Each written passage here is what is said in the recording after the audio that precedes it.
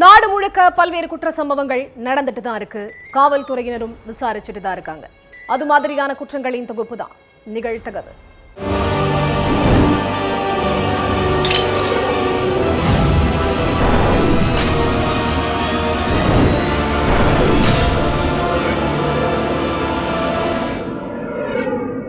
நிகழ்த்தகவு. உயிருக்கு உயிராக காதலித்து வந்த ஜோடி டின்னரை முடித்துவிட்டு அறைக்குள் உறங்கச் சென்ற இளம்பெண் அதிகாலையில் ரத்த வெள்ளத்தில் சடலமாக கிடந்த கொடூரம். இளம்பெண்ணை கழுத்தறுத்து கொலை செய்துவிட்டு தற்கொலை என நாடகமாடிய காதலன் சிக்கினானா? அதிர வைத்த பகீர் சம்பவத்தின் பின்னணி என்ன?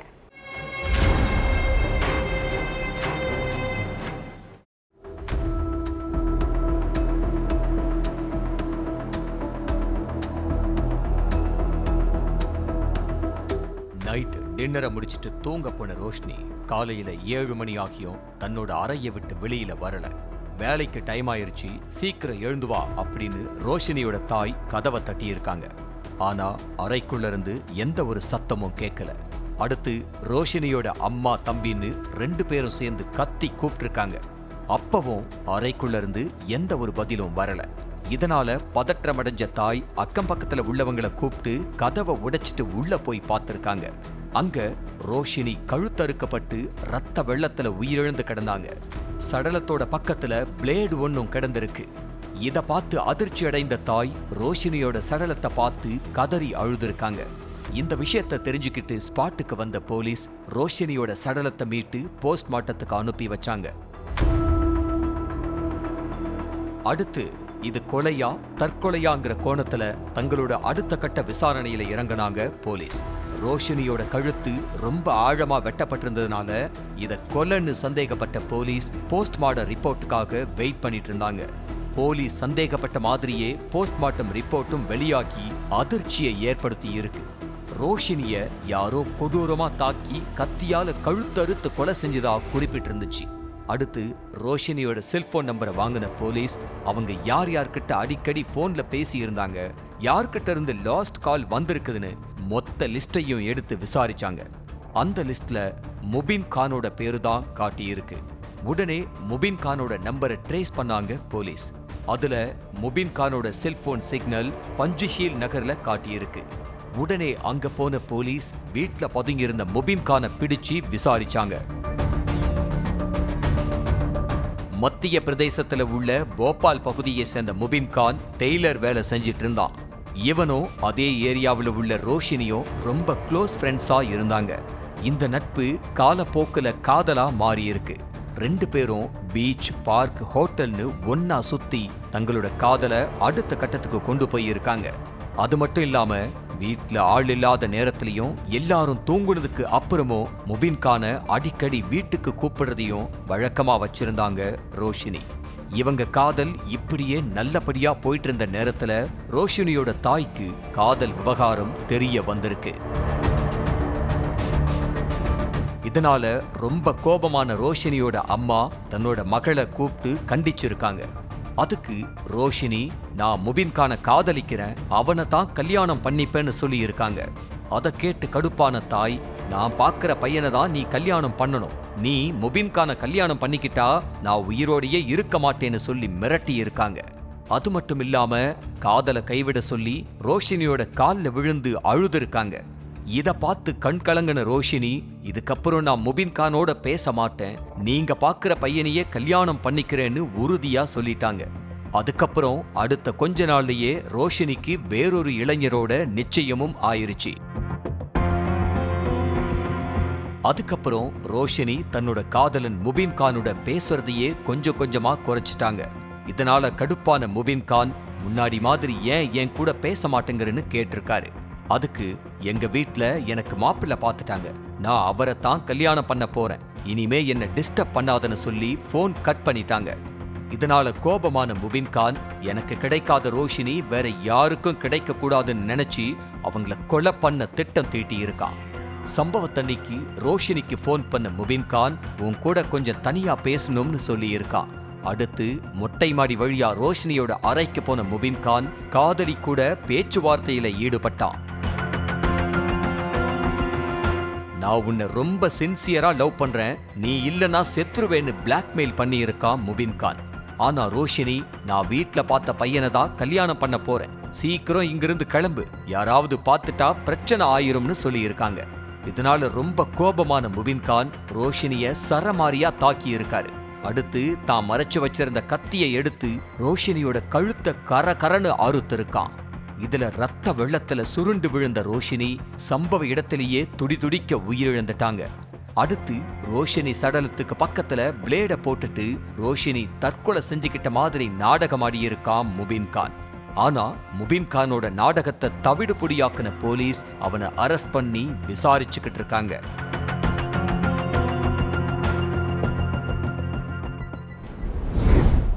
ஓடையில் மிதந்து வந்த பெண்ணின் தலை, மோப்ப நாய்களை இறக்கிவிட்டு உடல் பாகங்களை தேடும் போலீஸ். தனி குடித்தனம் போயும் தணியாத கணவன் மனைவி மோதல். மனைவி தலையை துண்டாக எடுத்த கணவனின் கொலைவெறி கோபத்திற்கு என்ன காரணம்? நடந்தது என்ன?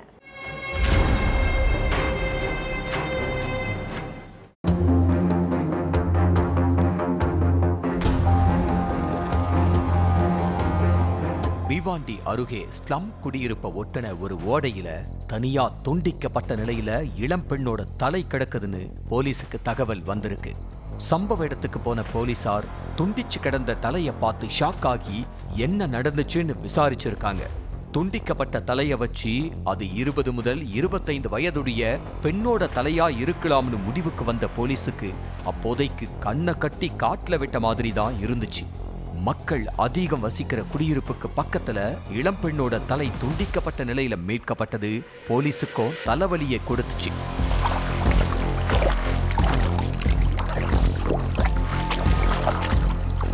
தலையை தவிர வேற எந்த உடல் பாகங்களும் அந்த இடத்துல கிடைக்காததுனால அடையாளத்தை கண்டுபிடிக்கிறது ரொம்பவே சிக்கலாதான் இருந்துச்சு. இதனால அந்த பெண் யாரு, கொலை செஞ்சது யாரு, என்ன காரணம் அப்படிங்கிற பல கேள்விகளை முன்வச்சு விசாரணையில இறங்கிச்சு மகாராஷ்டிரா காவல்துறை. முதல்ல பிவாண்டி சுற்று வட்டாரத்துல ஏதாச்சும் பொண்ணு மிஸ்ஸிங் கேஸ் எதுவும் வந்திருக்கான்னு செக் பண்ணாங்க போலீஸ். அப்பதான் 4 நாளைக்கு முன்னாடி ஒரு அம்மா தன்னோட பொண்ணை காணோம், போன் ஸ்விட்ச் ஆஃப்லயே இருக்குன்னு புகார் கொடுத்தது தெரிய வந்திருக்கு. அதுக்கப்புறம் அந்த அம்மாவுக்கு போன் பண்ண போலீஸ் நேர்ல வர சொன்னாங்க. வந்ததும் துண்டிக்கப்பட்ட தலைய போலீஸ் காட்ட அந்த அம்மா வெலவெலத்து போய் அழுது கதறி இருக்காங்க. பெத்த மகளை அந்த கோலத்துல பார்த்த தாய் நிலக்குலைஞ்சு போயிட்டாங்க. இதன் மூலமா அந்த பெண் 22 வயசான பர்வீன் என்ற முஸ்கான் அப்படிங்கிறது தெரிய வந்திருக்கு. கல்யாணம் ஆகி ஒரு குழந்தையோட வசிச்சுட்டு வந்த பர்வீன் எப்படி கொலை செய்யப்பட்டாங்கன்னு அடுத்த கட்ட விசாரணையில இறங்கின போலீஸுக்கு அடுத்தடுத்து அதிர்ச்சி தான்.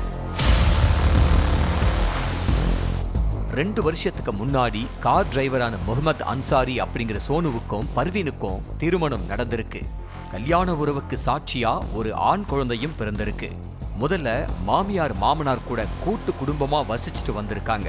வீட்டுக்கு வீடு வாசப்படி அப்படிங்கிற மாதிரி கூட்டு குடும்பமா இருந்த பர்வீனுக்கும் அவங்க மாமியாருக்கும் சுத்தமா ஒத்து போகாம அடிக்கடி சண்டை சச்சரவா இருந்திருக்கு. மாமியார் என்ன சொன்னாலும் பர்வீன் எதிர்த்து பேசுறதும், பர்வீன் என்ன செஞ்சாலும் மாமியார் குத்தங்குறை சொல்றதும்னு குடும்பத்துல நிம்மதியே இல்லாம போயிருக்கு. அம்மாவும் மனைவியும் அடிக்கடி முட்டி மோதிக்கிறது சோனுவுக்கும் வருத்தத்தை கொடுத்திருக்கு. இதனால சில நாளைக்கு முன்னாடி தான் சோனு மனைவிய கூட்டிக்கிட்டு வாடகைக்கு வீடு எடுத்து தனி குடித்தனம் போயிருக்காரு. இதுக்கப்புறமாச்சும் குடும்பத்துல நிம்மதி இருக்கும்னு நினைச்சு தனி குடித்தனம் போன நிலையில தான் யாருமே எதிர்பார்க்காத ட்விஸ்டா தலை தனியா உடல் தனியா மனைவி பர்வீனை கூறு போட்டு கொலை செஞ்சிருக்காரு கணவன் சோனு. கூட்டு குடும்பமா இருந்தப்பதான் சண்டை வந்துச்சுன்னு தனி குடித்தனம் போயிருக்காங்க. ஆனாலும் கணவன் மனைவிக்கு இடையில இருந்த சண்டை மட்டும் குறையவே இல்லை. அதுதான் கொலை வரைக்கும் கொண்டு போய் இருக்கு. போலீஸ் விசாரிச்சதுமே மனைவி பர்வீனை கொலை பண்ணது நான் தான் ஒத்துக்கிட்ட சோனு என்ன காரணத்துக்காக கொலை செஞ்சேன்னு மட்டும் சொல்லாம மாத்தி மாத்தி பேசி போலீஸ கடுப்பேத்தி இருக்காரு. முதல்ல விசாரிக்கிறப்ப குழந்தைய அடிக்கடி அடிக்கிறத பர்வீன் வாடிக்கையா வச்சிருந்தான்னு, அதனால ஆத்திரமாயி கொலை செஞ்சேன்னு சொல்லி இருக்காரு. அப்புறம் விசாரிக்கிறப்ப மனைவி பர்வீனுக்கு போதை பழக்கம் இருக்குன்னு அப்படியே மாத்தி சொன்ன சோனு அந்த கோபத்துல கொலை செஞ்சேன்னு சொல்லி இருக்காரு. அது மட்டும் இல்லாம கணவன் சோனு மேல மனைவி பர்வீனுக்கு இருந்த சந்தேகமும் கொலைக்கு காரணமா இருக்கலாம்னு சொல்லப்படுது. டிரைவரான சோனு வெளியூருக்கு போறது அங்கேயே தங்குறது வாடிக்கை அப்படிங்கிற நிலையில அது பர்வீனுக்கு சந்தேகத்தை தோண்டி இருக்கு. கணவன் வெளியூர் போற சமயத்துல கட்டுப்பாடா இருக்கிறானா, வேறொரு பெண்ணோட தொடர்பு இருக்குமா அப்படிங்கிற கேள்வி பர்வீனை ஆட்டி படைக்க சோனு வர்ற நேரமெல்லாம் சண்டை போட்டுக்கிட்டே இருந்திருக்காங்க. வேலைக்கு போயிட்டு வீட்டுக்கு வர்ற நேரமோ நிம்மதி இல்லைன்னு மனைவி பர்வீன் மேல இருந்த ஆத்திரம் இன்னும் அதிகமாயிருக்கு. இது மாதிரி சம்பவத்தன்னைக்கும் 2 பேருக்கு இடையில பிரச்சனை நடந்திருக்கு. ஏற்கனவே மனைவி மேல கொலை வெறியில இருந்த சோனு புத்தி மழுங்கி கொலையும் செஞ்சிருக்காரு. கூர்மையான கத்தியை எடுத்து மனைவி பர்வீன கழுத்திலேயே குத்திய சோனு தலைய தனியா துண்டிச்சதா சொல்லப்படுது.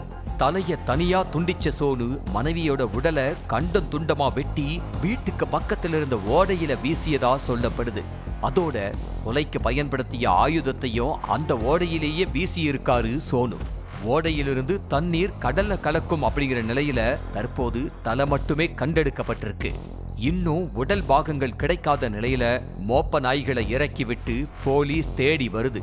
அதோட மனைவிய கொடூரமா தலைய துண்டிச்சு கொலை செஞ்சு ஓடையில வீசிய கணவன் சோனுவை கைது பண்ணி சிறையில அடைச்சி விசாரணை நடத்திட்டு வருது.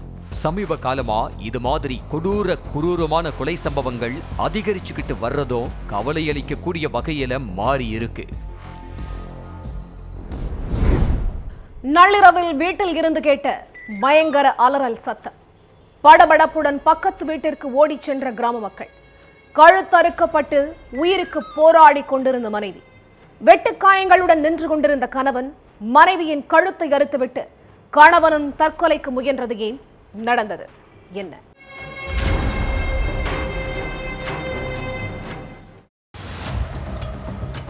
நைட்டு நேரத்துல கரீம் நகர் ஏரியாவில் உள்ள ஒரு வீட்டில இருந்து அலறல் சத்தம் கேட்டிருக்கு. இந்த சத்தத்தை கேட்ட அக்கம் பக்கத்துல இருந்தவங்க என்னாச்சு ஏதாச்சுன்னு ஓடி போய் பார்த்திருக்காங்க. அங்க கல்யாணிங்கிற இளம்பெண் தன்னோட வீட்டு வாசல்ல ரத்த காயங்களோட உயிருக்கு போராடிக்கிட்டு இருந்திருக்காங்க. அது மட்டும் இல்லாம வீட்டுக்குள்ள கணவர் ஸ்ரீதர் கையில வெட்டு காயங்களோட ரத்தம் சொட்ட சொட்ட நின்னுக்கிட்டு இருந்தாரு. இத பார்த்து அதிர்ச்சி அடைந்த கிராம மக்கள் ஆம்புலன்ஸை வர வச்சு 2 பேரையும் ஹாஸ்பிட்டலுக்கு அனுப்பி வச்சாங்க. இந்த விஷயத்தை தெரிஞ்சுக்கிட்டு ஸ்பாட்டுக்கு போன போலீஸ் சிகிச்சையில இருந்த 2 பேர்கிட்டையும் தீவிர விசாரணை பண்ணாங்க. தெலங்கானாவில் உள்ள கரீம் நகர் பகுதியை சேர்ந்த ஸ்ரீதர் பக்கத்துல உள்ள பிரைவேட் கம்பெனியில வேலை செஞ்சுக்கிட்டு இருந்தாரு. இவருக்கு கல்யாணமாகி கல்யாணிங்கிற மனைவியும் 3 மகன்களும் இருக்காங்க. மனைவி மகன்கள்னு தன்னோட வாழ்க்கைய சந்தோஷமா கழிச்சுக்கிட்டு இருந்தாரு ஸ்ரீதர். கணவன் வேலைக்கு போனதுக்கு அப்புறம் கல்யாணி எந்த நேரமும் இன்ஸ்டாவில் மூழ்கி கிடந்திருக்காங்க. அந்த நேரத்துல தான் இன்ஸ்டா மூலம் பக்கத்து மாவட்டத்துல உள்ள இளைஞர் ஒருத்தரோட பழக்கம் ஏற்பட்டிருக்கு. முதல்ல நார்மலா பேச ஆரம்பிச்சவங்க அடுத்து தங்களோட போன் நம்பரை பரிமாறிக்கிட்டாங்க. அடுத்து எந்த நேரமும் போன்ல பேசி அடிக்கடி தனிமையில சந்திச்சு தங்களோட தகாத உறவை அடுத்த கட்டத்துக்கு கொண்டு போயிருக்காங்க. கொஞ்ச நாளைக்கு முன்னாடி கல்யாணி நைட்டு நேரத்துல அந்த இளைஞர்கிட்ட போன்ல பேசிக்கிட்டு இருந்திருக்காங்க. இத பார்த்த ஸ்ரீதர், யார்கிட்ட இந்த நேரத்துல போன்ல பேசிக்கிட்டு இருக்க அப்படின்னு கேட்டிருக்காரு. அதுக்கு கல்யாணி, எங்க அம்மா கிட்ட பேசிக்கிட்டு இருக்கன்னு சொல்லி திருன்னு முழிச்சிருக்காங்க. மனைவியோட பேச்ச கேட்டு சந்தேகமடைஞ்ச ஸ்ரீதர் போனை பிடுங்கி காதுல வச்சிருக்காரு. அப்போ எதிர்முனையில இளைஞர் ஒருத்தரோட குரல் கேட்டிருக்கு. அடுத்து கல்யாணியோட இன்ஸ்டா சாட் எல்லாத்தையும் பார்த்திருக்காரு. அதுல இளைஞரும் கல்யாணியும் ஆபாசமா பேசியிருந்த மெசேஜை பார்த்து அதிர்ச்சியாகி இருக்காரு ஸ்ரீதர். இதனால மனைவி கல்யாணிய போட்டு சரமாரியா தாக்குன ஸ்ரீதர் தகாத உறவை கைவிடச் சொல்லி கண்டிச்சிருக்காரு. ஆனா ஸ்ரீதரோட பேச்ச காது கொடுத்து கூட கேட்காத கல்யாணி தன்னோட ஆண் நண்பரோட பேசுறத கண்டினியூ பண்ணி இருக்காங்க. இதனால கணவன் மனைவிக்குள்ள பிரச்சனை பூதாகரமா வெடிக்க ஆரம்பிச்சிருக்கு. உன் கூட சேர்ந்து வாழவே பிடிக்கல, எனக்கு டைவர்ஸ் கொடுத்துரு, நான் என் ஆண் நண்பர் கூட சேர்ந்து வாழ போறேன் அப்படின்னு சொல்லி இருக்காங்க கல்யாணி. ஆனா டைவர்ஸ் கொடுக்க மறுப்பு தெரிவிச்ச ஸ்ரீதர் தன்னோட அப்பா அம்மா கிட்டையும் கல்யாணியோட அப்பா அம்மா கிட்டையும் நடந்த எல்லாத்தையும் சொல்லி பேச்சுவார்த்தைக்கு கூப்பிட்டிருக்காரு. ஆனா அப்பவும் ஸ்ரீதர் கூட வாழறதுக்கு மறுப்பு தெரிவிச்சிருக்காங்க கல்யாணி. இப்படி இவங்க வாழ்க்கை சண்டையும் சச்சரவுமா போய்கிட்டு இருந்திருக்கு. சம்பவத்தன்னைக்கு நைட்டு பசங்களை தூங்க வச்சுட்டு இன்ஸ்டா காதலன் கூட போன்ல பேசிக்கிட்டு இருந்திருக்காங்க கல்யாணி. இத பார்த்து கோபமான ஸ்ரீதர் மனைவிய கண்மூடித்தனமா தாக்கி இருக்காரு. இதனால கல்யாணி பெட்டி படுக்கையெல்லாம் தூக்கிக்கிட்டு வீட்டை விட்டு வெளியில போயிருக்காங்க. கல்யாணியோட செயலை பார்த்து ஆத்திரமடைஞ்ச ஸ்ரீதர் வீட்ல இருந்த கத்தியை எடுத்து கல்யாணியோட கை, கழுத்து, முகம்னு எல்லா இடத்துலயும் சரமாரியா வெட்டி இருக்காரு. இதுல நிலை குலைஞ்ச கல்யாணி ரத்த வெள்ளத்துல உயிருக்கு போராடிக்கிட்டு இருந்திருக்காங்க. அடுத்து தன்னோட கையையும் அறுத்துக்கிட்டு சூசைடு அட்டன் பண்ணியிருக்காரு ஸ்ரீதர். இதுக்கப்புறம் வழக்கு பதிவு செஞ்ச போலீஸ் விசாரணை நடத்திட்டு வர்றாங்க. ஒன்றாக அமர்ந்து மது அருந்திய நண்பர்கள். திடீரென நண்பர்களுக்கு இடையே ஏற்பட்ட பயங்கர வாக்குவாதம். சுடுகாட்டில் வெட்டுக்காயங்களோடு கிடந்த கட்டுமான தொழிலாளியின் சடலம். இளைஞரை சக நண்பர்களே வெட்டி கொன்றது ஏன்? மர்ம பின்னணி என்ன? அதிகாலை நேரத்துல சுடுகாட்டு ரோட்டுல கிராம மக்கள் சில பேரு நடந்து போயிட்டு இருந்திருக்காங்க. அப்ப முட்புதருக்குள்ள வெட்டு காயங்களோட இளைஞர் ஒருத்தர் உயிரிழந்து கிடந்தாரு. இந்த விஷயம் அந்த கிராமம் ஃபுல்லா காட்டு தீ மாதிரி பரவி இருக்கு.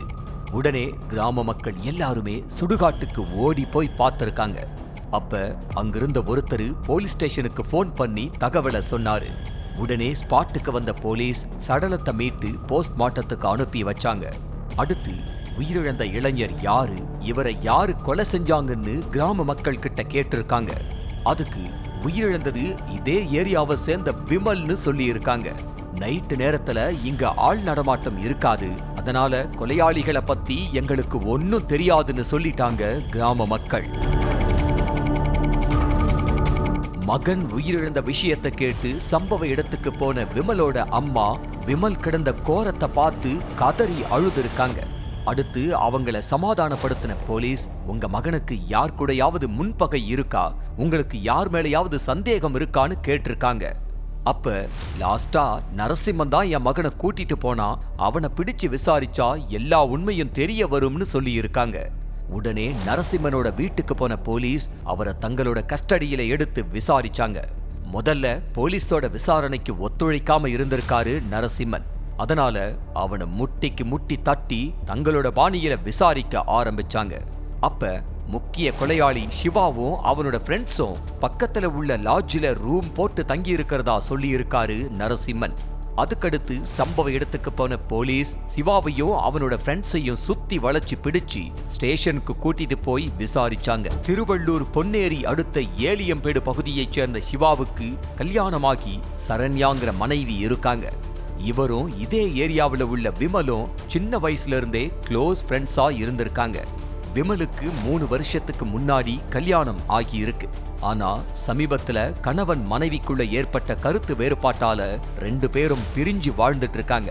இதனால மன உளைச்சல்ல இருந்த விமல் எந்த நேரமும் சிவா வீட்ல தான் இருப்பாராம்.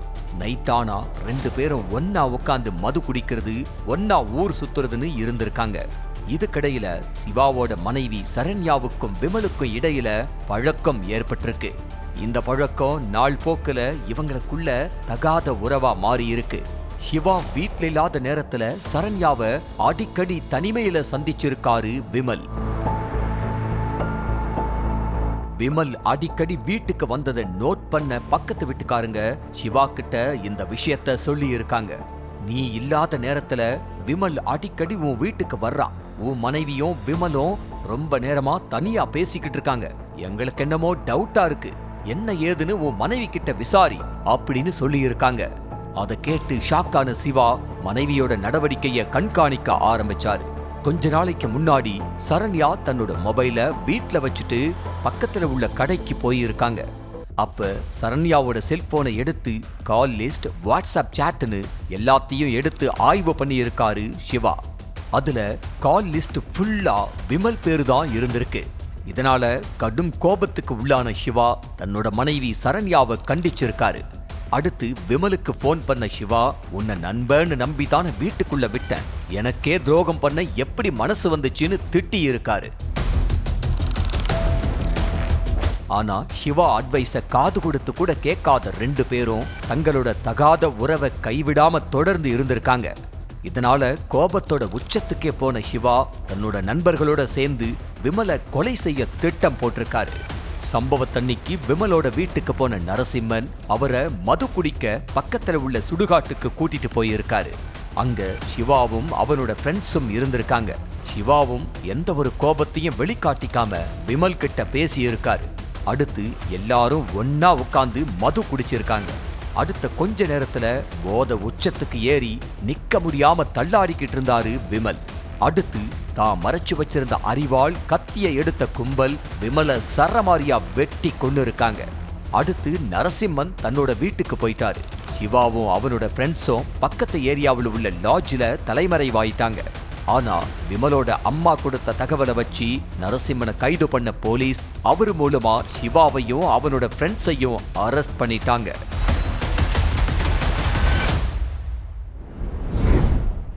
மகளை பார்க்க சென்ற டிராவல்ஸ் ஓனருக்கு காத்திருந்த அதிர்ச்சி. பங்களா வீட்டை உடைத்து மூட்டையில் அள்ளப்பட்ட நகைகள். 24 மணி நேரத்தில் கொள்ளையனை ட்ரேஸ் செய்த போலீஸ். 200 சிசிடிவிகளை சல்லடை போட்டு சலித்து என்கொயரி. கடலூர் டு செங்கல்பட்டு திருட்டு நடந்தது எப்படி?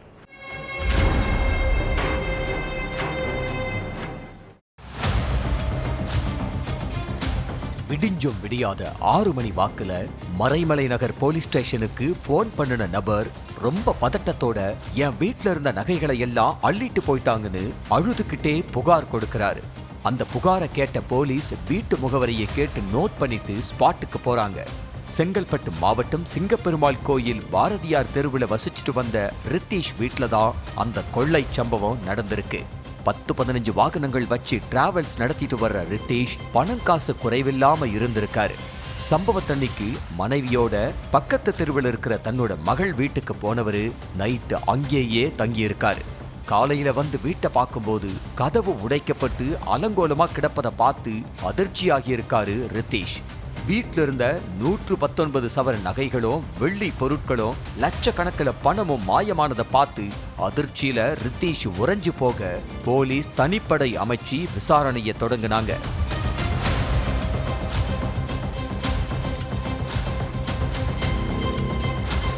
துணை ஆணையர் பவன்குமார் ரெட்டி தலைமையிலான டீம் வந்து கொள்ளை நடந்த வீட்ல ஏதாவது தடயங்கள் சிக்குமான்னு ஆய்வு பண்ணதோட இன்னொரு பக்கம் சிசிடிவி காட்சிகளை ஆராய முடிவு செஞ்சாங்க. ரித்தீஷோட வீட்டுக்கு சுவர் ஏறி குதிச்சு கொள்ளையர்கள் உள்ள போற சிசிடிவி காட்சி பதிவாகி இருக்கு. வீட்டுக்குள்ள போன கொள்ளையர்கள் ரொம்ப நேரமா வெளியே வரல. கிட்டத்தட்ட 3 மணி நேரமா எல்லா சிசிடிவி விஷுவலையும் ஓட்டி பார்த்தோம். கொள்ளையர்கள் வெளியே வர காட்சி சிக்கவே இல்லை. 3 மணி நேரத்துக்கு அப்புறமா தான் 2 பேரும் சேர்ந்து பின்பக்கமா மாஸ்க் போட்டுக்கிட்டு மூட்டையை தூக்கிட்டு போற காட்சி பதிவாகி இருந்துச்சு.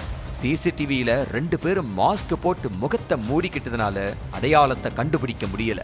கொள்ளையர்கள் யாரு அப்படிங்கிற அடையாளத்தை கண்டுபிடிக்க விசாரணை வளையத்தை விரிவுபடுத்தின போலீஸ் மறைமலை நகர் ஏரியாவில் இருக்கிற எல்லா சிசிடிவிகளையும் செக் பண்ணுனாங்க. அதுலதான் போலீஸுக்கு இன்னொரு க்ளூவும் கிடைச்சது. அது என்னன்னா, மாஸ்க் போட்டுக்கிட்டு மூட்டையை தூக்கிட்டு போன 2 பேரோட உடல் பாவனையும் கடலூர்ல இருந்து மறைமலை நகர் பேருந்து நிலையத்துல வந்து இறங்கின 2 பேரோட உடல் பாவனையும் ஒத்து போகவே அந்த 2 பேரையும் தட்டி தூக்க முடிவு பண்ணுச்சு போலீஸ்.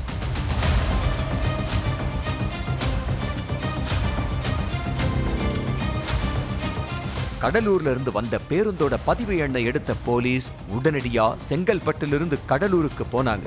கடலூருக்கு போய் அந்த பதிவெண் கொண்ட பேருந்த ஓட்டிய ஓட்டுநர் கிட்ட விசாரிச்சாங்க போலீஸ். பஸ்ஸை எத்தனை மணிக்கு எடுத்தீங்க, எங்கெல்லாம் நின்னுச்சு, எந்த ரூட்ல வந்துச்சுன்னு விசாரிச்ச போலீஸுக்கு அந்த ரூட்ல இருந்த சிசிடிவி தான் முக்கிய ஆதாரமா மாட்டுச்சு. ஏன்னா அந்த சிசிடிவில மாஸ்க் இல்லாம முகம் தெளிவா தெரிஞ்சது. 11:30 மணி போல கடலூர்ல பஸ் ஏறின 2 பேருமே மறைமலை நகருக்கு வந்து கொள்ளையடிச்சதும் தெரிய வந்துச்சு. அது மட்டும் இல்லாம 2 பேர் மேல ஏற்கனவே 30க்கும் மேற்பட்ட கொள்ளை வழக்குகள் நிலுவையில இருக்கிறதும் கண்டுபிடிக்கப்பட்டது. பல முறை ஜெயிலுக்கு வந்து போலீஸ் ரெக்கார்ட்ல இருக்கிற 2 பேரோட டீட்டெயிலை எடுத்த காவல்துறை கடலூர்ல தேடுதல் வேட்டைய ஆரம்பிச்சுது. அப்ப கடலூர்ல வச்சு கொள்ளையர்கள் 2 பேரையும் தட்டி தூக்கி இருக்காங்க. ஒருத்தன் நெல்லிக்குப்பத்தைச் சேர்ந்த செந்தில் முருகன் அப்படிங்கிறதும், இன்னொருத்தன் சென்னை நங்கநல்லூர் பகுதியைச் சேர்ந்த சதீஷ்குமார் அப்படிங்கிறதும் தெரிய வந்துச்சு. கொள்ளையடிக்கிறதுல கை தேர்ந்த 2 பேருமே சிறையில தான் ஃப்ரெண்ட்ஸ் ஆகி இருக்காங்க.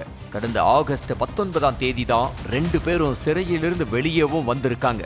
பப்ளிக் டிரான்ஸ்போர்ட்ல ஏறி ஊரா சுத்துற 2 பேருமே தனியா இருக்கக்கூடிய ஆள் நடமாட்டம் இல்லாத வீடுகளை குறிவைக்கிறது வழக்கமா. அதுக்கப்புறம் கையில கிடைக்கிற கம்பு உள்ளிட்ட ஆயுதங்களை வச்சு கதவை உடைச்சி நகைகளை கொள்ளையடிச்சுக்கிட்டு வந்திருக்காங்க. எங்க கொள்ளையடிக்க போனாலும் கச்சிதமா வேலையை முடிக்கிற 2 பேருமே கடைசியா அங்க இருக்கிற துணியை எடுத்து போலீஸுக்கு தடயம் சிக்காத அளவுக்கு மொத்த கைரேகையையும் அழிச்சிருவாங்களாம். கைரேகையை அழிச்ச துணிய கையோடு மூட்டையில கட்டி அள்ளி போயிருவாங்களாம் அந்த திருடர்குல திலகர்கள். அப்படித்தான் ரித்தீஷ் வீட்ல இருந்தோம் மூட்டையில நகை, பணம், கைரேகையை அழிச்ச துணியை அள்ளி போட்டுக்கிட்டு போன கொள்ளையர்கள் 2 பேரும் ஆதம்பாக்கத்துல ஒரு காட்டு பகுதியில துணியெல்லாம் எரிச்சிட்டு நகைகளை மட்டும் குழி தோண்டி புதைச்சி வச்சிருக்காங்க. போலீஸ் கெடுபடி முடிஞ்சதும் நகைகளை எடுத்துக்கலான்னு பிளான் போட்டு பணத்தை மட்டும் எடுத்துக்கிட்டு கடலூருக்கு போயிருக்காங்க அந்த முகமூடி தெஃப்ட் பாய்ஸ். கை நிறைய பணத்தை வச்சு இஷ்டத்துக்கு மது விருந்து, உல்லாச மருந்து என ஜாலியா ஊர் சுத்தின 2 பேருக்கும் 24 மணி நேரம் கூட அந்த சந்தோஷம் நீடிக்காம போனதுதான் பேட் லக். ஆமா, கொள்ளை நடந்த 24 மணி நேரத்திலேயே மின்னல் வேகத்துல செயல்பட்ட காவல்துறை கொள்ளையர்களை கடலூர்ல வச்சு கைது பண்ணியிருக்காங்க. கைதான 2 பேரையும் ஆதம்பாக்கம் காட்டு பகுதிக்கு கூட்டிட்டு போய் கொள்ளை போன 116 சவரன் நகைகளை மீட்ட போலீசார் ரொக்க 40,000 மீட்டு ரித்தீஷிடம் ஒப்படைச்சிருக்காங்க. ஒவ்வொரு குற்றங்களின் முடிவும் சட்டத்தின் கையில். விசாரணை தொடரும். பார்க்கலாம் அடுத்த நிகழ்தகவல்.